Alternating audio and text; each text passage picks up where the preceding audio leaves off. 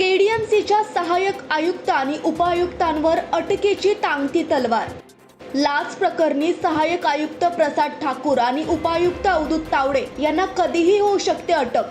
1.5 लाख घेताना अटक झालेला लिपिक प्रशांत धीवर याचा मोठा खुलासा।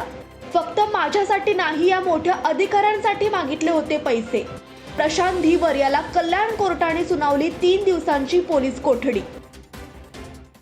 आज DJ 1कडे आरोपीनामे